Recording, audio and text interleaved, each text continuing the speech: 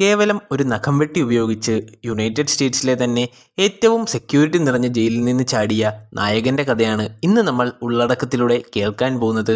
1979 പുറത്തിറങ്ങിയ ഒരു American prison drama ഫിലിമാണ് എസ്കേപ്പ് ഫ്രം അൽക്കട്രാസ്. ഈ മൂവി ഒരു റിയൽ ഇൻസിഡന്റിനെ ഇൻസ്പയർഡ് ആക്കി ചെയ്തിട്ടുള്ളതാണ്. അതായത് ജൂൺ 1962 നടന്ന ഒരു ജയിൽ ചാട്ടത്തെ ആസ്പദമാക്കിയാണ് ഈ സിനിമ ചെയ്തിട്ടുള്ളത്. സിനിമ ആരംഭിക്കുന്നത് നായകനായ ഫ്രാങ്ക് മോറിസിലൂടെയാണ്. ഫ്രാങ്ക് മോറിസ് ഒരു ക്രിമിനൽ പശ്ചാത്തലമുള്ള ആളായിരുന്നു. അയാൾ പല ജയിലിലും അകപ്പെട്ടെങ്കിലും അവിടെ നിന്നെല്ലാം അതിസാഹസികമായി രക്ഷപ്പെടുന്നു.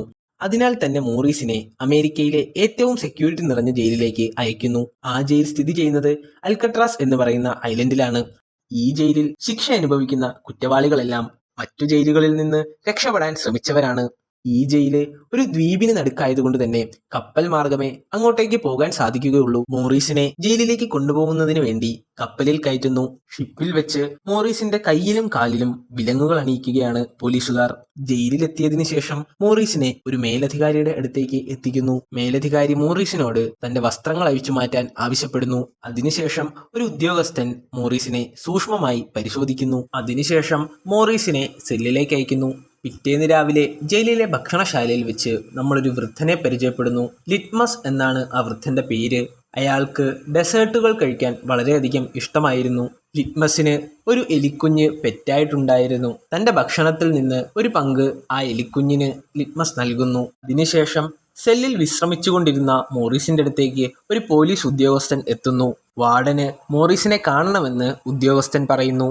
വാർഡൻ മോറിസിന് ജയിലിനെ പറ്റിയും അതുപോലെ തന്നെ ജയിലിലെ ചട്ടങ്ങളെ പറ്റിയും എല്ലാം വിവരിച്ചു കൊടുക്കുന്നു. യുണൈറ്റഡ് സ്റ്റേറ്റ്സിലെ ബാക്കിയുള്ള ജയിലുകൾ പോലെയല്ല അൽക്കാട്രാസ്. ഇവിടെ ഒരു സെല്ലിൽ ഒരു പ്രതി മാത്രമേ ഉണ്ടാവുകയുള്ളൂ. കുറച്ച് പ്രിവിലേജുകൾ മാത്രം നൽകുന്ന യുണൈറ്റഡ് സ്റ്റേറ്റ്സിലെ തന്നെ ഏറ്റവും അധികം സെക്യൂരിറ്റി ഉള്ള ജയിലാണ് അൽക്കാട്രാസ്. ഇവിടെ നിന്ന് കുറച്ചാളുകൾ രക്ഷപ്പെടാൻ ശ്രമിച്ചിട്ടുണ്ട്. അതിൽ ഭൂരിഭാഗം ആളുകളെയും പിടിച്ചിട്ടുണ്ട്. പിടിക്കാൻ കഴിയാത്തവരെല്ലാം കടലിൽ മുങ്ങി മരിച്ചിട്ടുണ്ടെന്ന് വാർഡൻ പറയുന്നു. ഇതുവരെ അൽക്കാട്രാസിൽ നിന്ന് ഒരാൾ പോലും രക്ഷപ്പെട്ടിട്ടില്ല. വാർഡന്റെ റൂമിൽ നിന്ന് മടങ്ങുന്നതിനിടയിൽ ഒരു നെയിൽ കട്ടർ മോഷ്ടിക്കുകയാണ് മോറിസ്. പിറ്റേ ദിവസം ഷവർ ചെയ്യുന്നതിനിടയിൽ മോറിസിനെ വൂൾഫ് എന്ന് പേരുള്ള ഒരു കുറ്റവാളി ആക്രമിക്കുന്നു. എന്നാൽ വൂൾഫിനെ നല്ല രീതിയിൽ കൈകാര്യം ചെയ്യുകയാണ് മോറിസ്. അടുത്ത ദിവസം ജയിൽ ലൈബ്രറിയിൽ വെച്ച് ഇംഗ്ലീഷ് എന്നു പേരുള്ള ഒരു തടവുകാരനെ നമ്മൾ പരിചയപ്പെടുന്നു. അയാളൊരു ആഫ്രിക്കൻ വംശജനാണ്.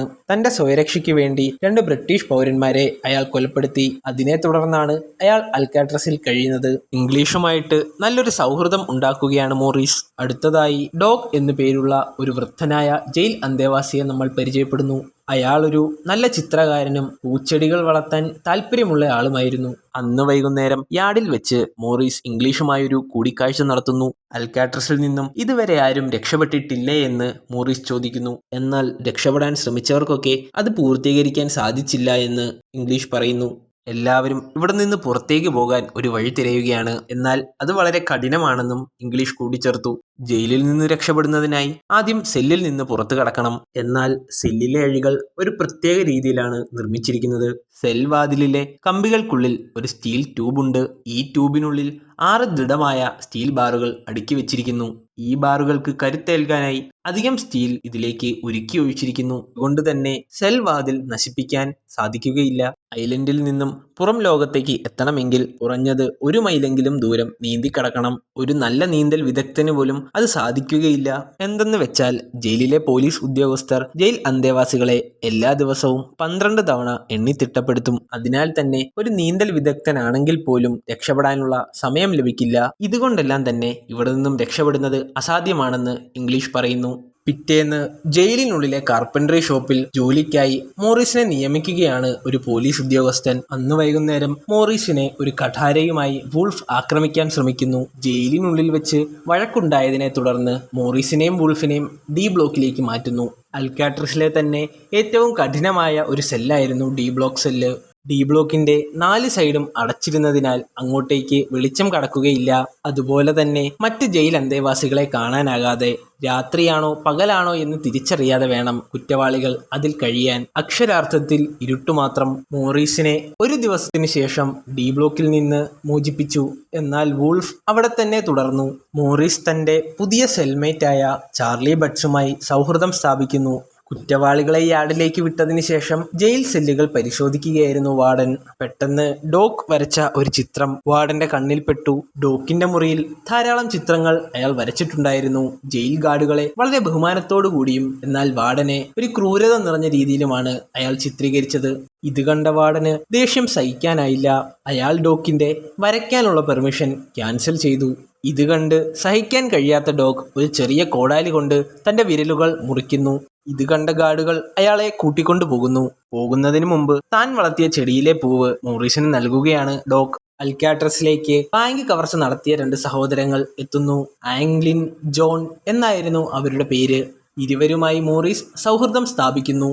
അടുത്ത ദിവസം ഒരു കാര്യം മോറിസിന്റെ ശ്രദ്ധയിൽപ്പെടുന്നു. എയർവെന്റിന് ചുറ്റുമുള്ള ഭിത്തിക്ക് ബലക്കുറവുള്ളതായി മോറിസ് കണ്ടെത്തി. ബട്ടിന്റെയും ആംഗ്ലിൻ ബ്രദേഴ്സിന്റെയും ഒപ്പം ചേർന്ന് എയർവെന്റ് തുരന്ന് ജയിലിൽ നിന്ന് രക്ഷപ്പെടാൻ ഒരു പ്ലാൻ ഉണ്ടാക്കുന്നു മോറിസ്. എയർവെന്റ് തുരക്കുന്നതിന് വേണ്ടി വാർഡന്റെ കയ്യിൽ നിന്നും മോഷ്ടിച്ച നെയിൽ കട്ടർ ഉപയോഗിക്കുകയാണ് മോറിസ്. പിറ്റേന്ന് ഭക്ഷണം കഴിക്കുന്ന സമയത്ത് തന്റെ കൂട്ടാളികളോട് പ്ലാൻ വ്യക്തമാക്കുകയാണ് മോറിസ്. എയർവെന്റിലേക്ക് കടലിൽ നിന്നുള്ള നനഞ്ഞ കാറ്റടിക്കുന്നത് കൊണ്ട് കോൺക്രീറ്റ് മുഴുവൻ കേടായിരിക്കുന്നു. കാറ്റിലെ ഉപ്പുരസം കമ്പികളിൽ തുരുമ്പുണ്ടാക്കി. അതിനാൽ തന്നെ അവിടെ ഒരു വലിയ തുരങ്കമുണ്ടാക്കാൻ സാധിക്കുമെന്ന് മോറിസ് പറയുന്നു. മുമ്പേ തന്നെ ഒരു അക്കോർഡിയൻ ജയിൽ ഉദ്യോഗസ്ഥരോട് മോറിസ് ആവശ്യപ്പെട്ടിരുന്നു. ആ അക്കോർഡിയൻ ഉപയോഗിച്ച് പുറത്തുനിന്ന് കാണാത്ത രീതിയിൽ ആ തുരങ്കം മറയ്ക്കാൻ സാധിക്കും. തുരങ്കമുണ്ടാക്കിയതിന് ശേഷം രാത്രിയിൽ അവിടെ നിന്ന് രക്ഷപ്പെടാൻ മോറിസ് പദ്ധതിയിട്ടു. അതിനായി ഓരോരുത്തരെയും ഓരോ ജോലികൾ ഏൽപ്പിക്കുന്നു മോറിസ്. പോലീസ് ഉദ്യോഗസ്ഥരെ കബളിപ്പിക്കുന്നതിനായി കൃത്രിമമായി മനുഷ്യരുടെ തലകൾ ഉണ്ടാക്കണമെന്ന് മോറിസ് പറയുന്നു. അതിനായി കയ്യിൽ കിട്ടുന്ന പേപ്പർ, പ്ലാസ്റ്റേഴ്സ് അതെല്ലാം ശേഖരിക്കാൻ കൂട്ടാളികളോട് മോറിസ് ആവശ്യപ്പെടുന്നു. ആംഗ്ലിൻ ബ്രദേഴ്സിൽ ഒരാൾ ബാർബർ ഷോപ്പിലായിരുന്നു ജോലി ചെയ്തുകൊണ്ടിരുന്നത്. അതുകൊണ്ട് തന്നെ അയാളോട് കുറച്ചധികം മുടികൾ കളക്ട് ചെയ്യാൻ മോറിസ് ആവശ്യപ്പെടുന്നു. കൃത്രിമമായി ഉണ്ടാക്കിയ തലകളിൽ ഫിറ്റ് ചെയ്യാനായിരുന്നു അത്.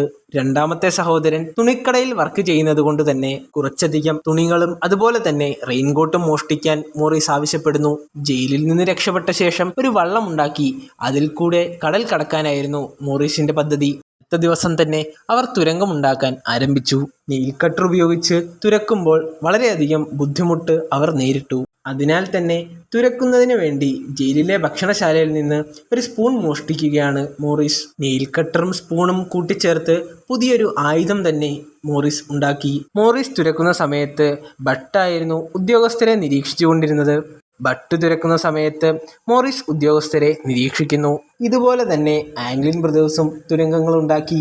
കുറച്ചു മാസങ്ങൾ കൊണ്ടവർ തുരങ്കം പൂർത്തിയാക്കി. അതുപോലെ തന്നെ കൃത്രിമമായുള്ള തലകളും നിർമ്മിച്ചു. അവർ തുരങ്കം മറയ്ക്കുന്നതിനായി പേപ്പറും പ്ലാസ്റ്ററും ഉപയോഗിച്ച് പുതിയൊരു വ്യാജ ഭിത്തി തന്നെ അവർ ഉണ്ടാക്കിയെടുത്തു. വ്യാജ തലകൾ കൊണ്ട് രാത്രികാലങ്ങളിൽ മോറിസ് ഉദ്യോഗസ്ഥരെ കബളിപ്പിച്ചുകൊണ്ടിരുന്നു. രാത്രികാലങ്ങളിൽ തുരങ്കത്തിലൂടെ സഞ്ചരിച്ച് രക്ഷപ്പെടാനുള്ള പാത ഉണ്ടാക്കുകയായിരുന്നു മോറിസ്. രാത്രികാലങ്ങളിൽ ഇത് തുടർന്നുകൊണ്ടേയിരുന്നു മോറിസ്. ജയിൽ വെന്റിലേഷനിലെ കമ്പികൾ മുറിക്കുന്നതിനായി ജയിൽ ഉദ്യോഗസ്ഥരുടെ പക്കലുണ്ടായിരുന്ന ഒരു ഫാൻ ഒരു ആർട്ടിഫിഷ്യൽ ഡ്രില്ലിംഗ് മെഷീനാക്കി മാറ്റുന്നുണ്ട് മോറിസ്. അതുപയോഗിച്ച് സാവധാനം ആ കമ്പികൾ അറുത്തുമാറ്റുന്നു. പിറ്റേന്ന് ഭക്ഷണശാലയിൽ ടേബിളിൽ ഡോക്ക് കൊടുത്ത പൂവും വെച്ച് ഭക്ഷണം കഴിക്കുകയായിരുന്നു മോറിസ്. എന്നാൽ ടേബിളിൽ വെച്ചിരിക്കുന്ന പൂവ് വാർഡന്റെ ശ്രദ്ധയിൽപ്പെട്ടു. ദേഷ്യത്താൽ വാർഡൻ ആ പൂവ് നശിപ്പിച്ചു കളഞ്ഞു. ഇത് കണ്ടു നിന്ന ലിറ്റ്മസിന് അത് സഹിക്കാൻ പറ്റിയില്ല. അയാൾ വാർഡനോട് തട്ടിക്കേറുന്നു. ഉടൻ തന്നെ അയാൾ അസ്വസ്ഥനായി കുഴഞ്ഞു വീഴുന്നു. ഈ സംഭവത്തോടെ വാർഡൻ മോറിസിന്റെ സെല്ല് മാറ്റാനായിട്ട് തീരുമാനിക്കുന്നു. അതിനാൽ തന്നെ എത്രയും വേഗം അവിടെ നിന്ന് രക്ഷപ്പെടാൻ മോറിസ് തീരുമാനിക്കുന്നു. തന്റെ സുഹൃത്തായ ഇംഗ്ലീഷിനോട് യാത്ര പറയുന്നു മോറിസ്. ഉടൻ തന്നെ മോറിസിന്റെ സെല്ല് പരിശോധിക്കാൻ ഉദ്യോഗസ്ഥർ എത്തുന്നു. സെല്ലിലുണ്ടായിരുന്ന സാധനങ്ങളെല്ലാം അതിസൂക്ഷ്മമായി അവർ പരിശോധിക്കുന്നു. ലോഹങ്ങളുടെ സാധ്യത അറിയാൻ അവർ മെറ്റൽ ഡിറ്റക്ടറും ഉപയോഗിക്കുന്നുണ്ട്. എന്നാൽ ഉദ്യോഗസ്ഥർക്ക് ഒരു തുമ്പും ലഭിച്ചിരുന്നില്ല. അന്ന് വൈകുന്നേരം യാർഡിൽ വെച്ച് വീണ്ടും മോറിസിനെ ആക്രമിക്കാൻ വൂൾഫ് പദ്ധതിയിടുന്നു. എന്നാൽ ഇത്തവണ ഇംഗ്ലീഷ് വൂൾഫിനെ വിലക്കി. ഇംഗ്ലീഷ് തൻ്റെ കൂട്ടാളികളോടൊപ്പം ചേർന്ന് വൂൾഫിനെ ഭയപ്പെടുത്തി. പിറ്റേ ദിവസം രാത്രി അവിടെ നിന്ന് രക്ഷപ്പെടാൻ മോറിസ് പദ്ധതിയിടുന്നു. എന്നാൽ ഭയം കാരണം ബട്ട് അവരെ പിന്തുടരുന്നില്ല. ബട്ടിനെ ഒഴിവാക്കി അവർ 3 പേരും രക്ഷപ്പെടാൻ ശ്രമിക്കുന്നു. കൃത്രിമമായി ഉണ്ടാക്കിയ തലകൾ കിടക്കയിൽ വെച്ച ശേഷം അവർ തുരങ്കത്തിലൂടെ മുകളിലേക്ക് നീങ്ങുന്നു. അപ്പോഴേക്കും ആംഗ്ലിൻ ബ്രദേഴ്സ് ചെങ്ങാടം ഉണ്ടാക്കാനായിട്ടുള്ള സാധനങ്ങൾ സംഘടിപ്പിച്ചിരുന്നു. അതുമായി അവർ റൂഫും യാർഡും കടന്ന് കടൽ തീരത്തേക്ക് എത്തുന്നു. ഇതേ സമയം മനസ്സുമാറിയ ബട്ടിന് അവരുടെ കൂടെ പോകാൻ താല്പര്യപ്പെടുന്നു. എന്നാൽ അപ്പോഴേക്കും വളരെ വൈകിയിരുന്നു. അതിനാൽ തന്നെ ബട്ട് തിരിച്ച് സെല്ലിലേക്ക് വന്നു. കടൽ തീരത്തെത്തിയ അവർ റെയിൻകോട്ടും കൊണ്ടുണ്ടാക്കിയ ചെങ്ങാടത്തിൽ കാറ്റ് നിറയ്ക്കാൻ തുടങ്ങുന്നു. കാറ്റ് നിറച്ച ചെങ്ങാടം കാലുകൾ കൊണ്ട് തള്ളി അവർ ആ കടലിൽ നിന്ന് രക്ഷപ്പെടുന്നു. അടുത്ത ദിവസം പോലീസ് ഉദ്യോഗസ്ഥർ മോറിസിനെ എഴുന്നേൽപ്പിക്കാൻ ജയിൽ സെല്ലിലേക്ക് ചെല്ലുന്നു. മോറിസിന്റെ കിടക്കയിൽ നിന്ന് കൃത്രിമമായ തല അവർ കണ്ടെത്തുന്നു. കടൽ തീരത്ത് നിന്ന് റെയിൻകോട്ടിന്റെ ചില അവശിഷ്ടങ്ങൾ വാർഡന് ലഭിക്കുന്നു. കുറച്ചു മാറി ഡോക്കിന്റെ കയ്യിലുണ്ടായിരുന്ന പൂവ് വാർഡന്റെ ശ്രദ്ധയിൽപ്പെട്ടു. ഇവിടെയാണ് കഥ അവസാനിക്കുന്നത്. ഒരു യഥാർത്ഥ സംഭവത്തെ ആസ്പദമാക്കി ചെയ്തിട്ടുള്ള മൂവിയാണിത്. ഇതുപോലുള്ള അടിപൊളി സിനിമകൾ ഇനിയും നമ്മൾ ഉള്ളടക്കത്തിലൂടെ പരിചയപ്പെടും. ഇതുപോലുള്ള ഇൻട്രസ്റ്റിംഗ് സിനിമകളെപ്പറ്റി അറിയാൻ ഈ ചാനൽ ഇപ്പോൾ തന്നെ സബ്സ്ക്രൈബ് ചെയ്യുക. അടുത്തതായി ഏത് സിനിമയെപ്പറ്റി നിങ്ങൾക്കറിയണമെന്നുള്ളത് കമൻറ്റ് ബോക്സിൽ രേഖപ്പെടുത്തുക.